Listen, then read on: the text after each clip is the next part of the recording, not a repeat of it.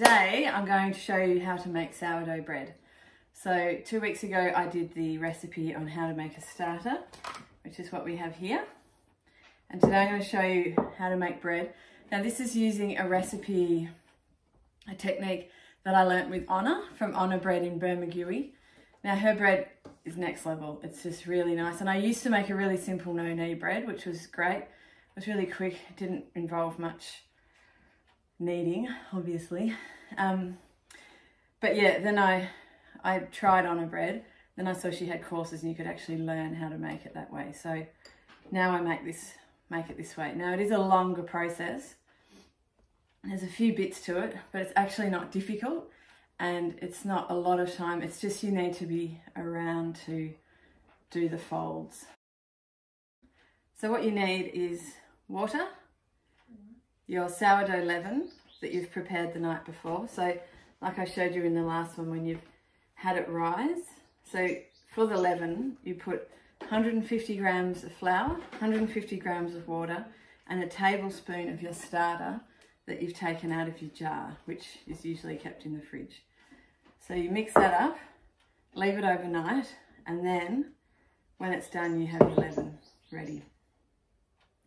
You need salt, flour. So I use a mix of flours. So I've got a white flour, well, a baking flour, unbleached, organic, a spelt, and a rye flour. Or you can use wholemeal. You can really experiment with them, the ones you want. Okay, so we want 700 grams of water, 200 grams of leaven. Oh, see the beautiful holes in that leaven? It's just really light. And stir that up till it's sort of all mixed through the water. Okay, now I'm going to do 800 grams of the baker's flour and then 100 grams each of the spelt and the rye. So you want to mix that up until it's all mixed in. There's no dry flour left. Okay, so that's mixed, and now you leave it for what they call the authorizing stage. So that's when this mixture is just becoming fully hydrated and the strands of gluten can start to form. So you do that before you add the last bit of water and salt. So this last bit, we want 50 grams of water and 20 grams of salt. You can use whatever salt you want, but preferably a fine salt so that it actually blends. Okay, so you leave that for half an hour. Okay, so now we're up to the stage of adding the salt and water. Okay, so pour that in.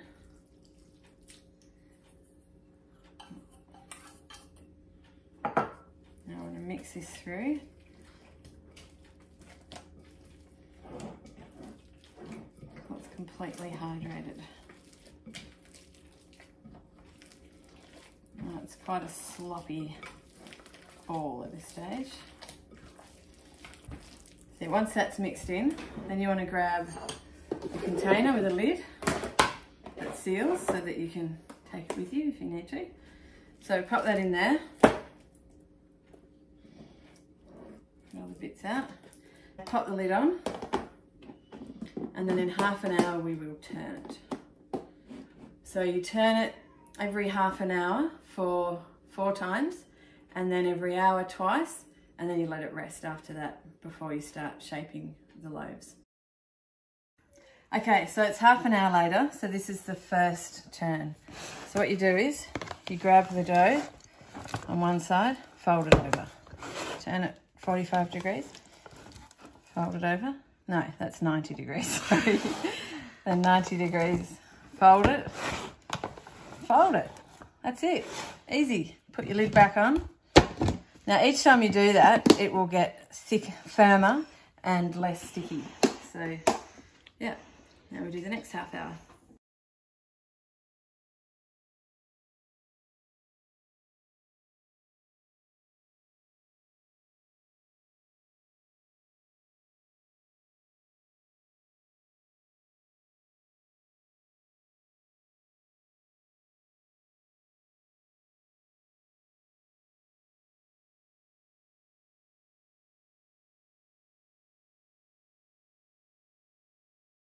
Okay, now after 1 hour, got wet fingers. Just lift it up, fold it towards you. Lift it up, fold it towards you. Lift it up, fold it towards you. And if you have a look, that's really starting to hold its shape now. It's got a bit of a wobble. And yeah, so I'll leave it now for another hour. Okay, so this has been rising most of the day, so it's actually been a bit longer than it was supposed to be, but it doesn't really matter. So you can see now it's really big and filled up the whole thing, and it's got quite a lot of volume. So you get it out on the bench. You don't actually really need to flour the bench at this stage. Okay, so now we need to, so it's going to make 2 loaves, so we cut it in half. And having one of these is kind of pretty helpful for doing this. Probably necessary. So what you want to do is, at this point, you want to come up underneath it, turn around and come back, and then scrape it off. And come around, and you're just kind of rolling it into a bit of a ball. Just shaping the loaf. So it's not really the shape of the loaf, but it's just giving it a shape.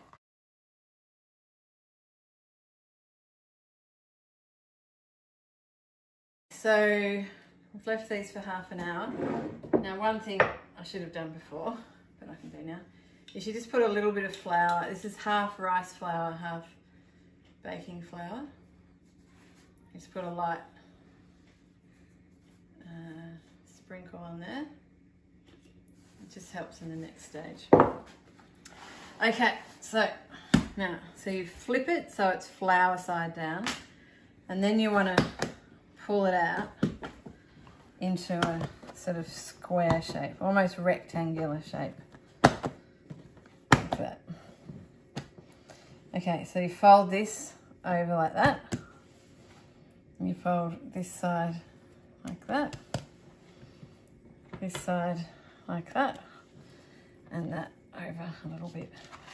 And then you want to get this side that's all folded and get that down into the basket. Sometimes it goes beautifully in the right spot, and other times it's a bit wonky. But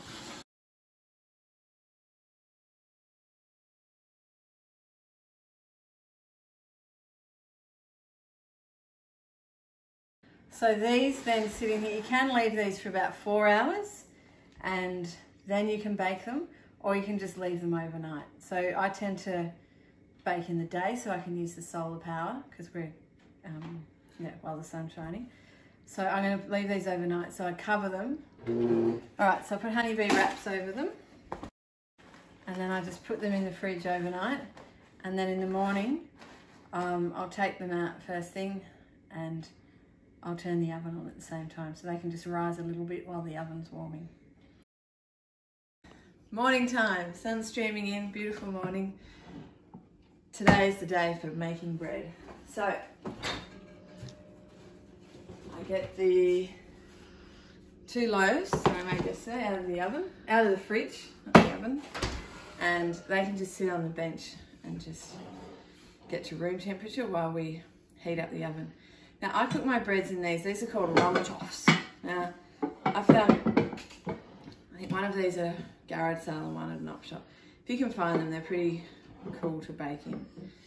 They're made of ceramic, and basically they do the same job as like a really expensive baker's oven, because what it does is it just holds the bread and the moisture in there, and then halfway through you take the lid off. If you don't have one of these, you can use one of those enamel cooking pots, like Le Creuset or any copy of one of those. Now I sprinkle a little bit of polenta in the bottom. It just helps stop it sticking.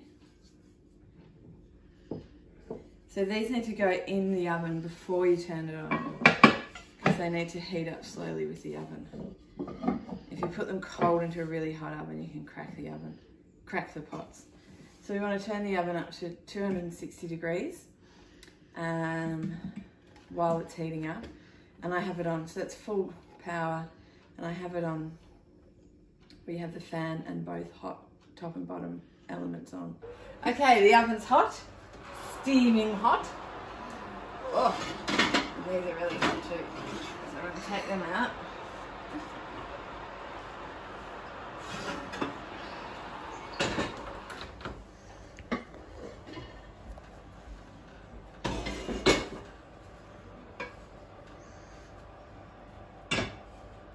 Okay, so now we want to put the polenta in.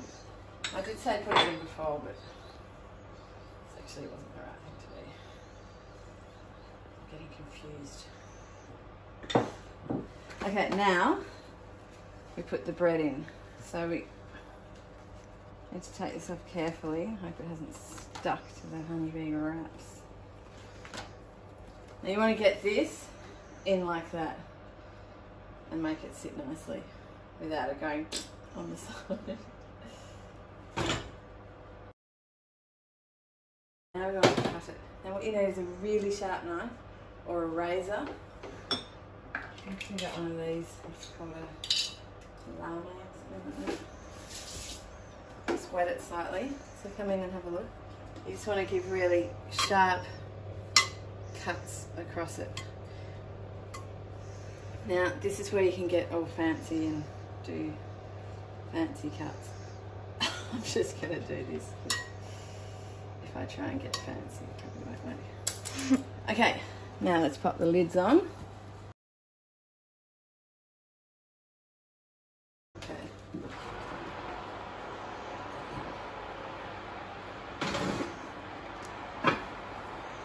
sure the lid's on properly. Now we turn it down to 230 degrees for 20 minutes, and then we take the lids off. Okay, so it's 20 minutes. So now I'm going to take the lids off. You can try and be cheeky and take them off with the bread still inside, but you're unlikely to burn your hands. So if you have a look, they're not fully brown yet, but you can see they're starting to take their shape. They're a little bit wonky in shape, but it's okay.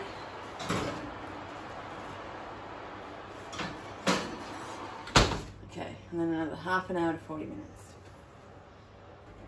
Half an hour has passed. Let's check it.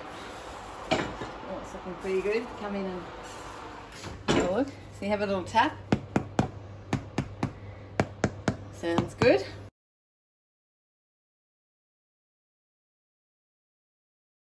They're not exactly the perfect shape, but they will taste delicious inside. Okay, so now I'll chop the bread and you'll see the beautiful crumb inside. Oh, hear that? That crispness. And there, you have it. The bread. So best, when I learnt how to make this from Honor, they were saying you need to really let bread cool completely before you cut it, or it doesn't cut as nicely, but it's really hard to resist the temptation. So a bit of butter, melted, beautiful, or oil and salt just dipped in, really delicious. So yeah, hope you enjoyed that. If you want to learn more about bread making and all sorts of things like that, check out Pip Magazine and our website, pipmagazine.com.au.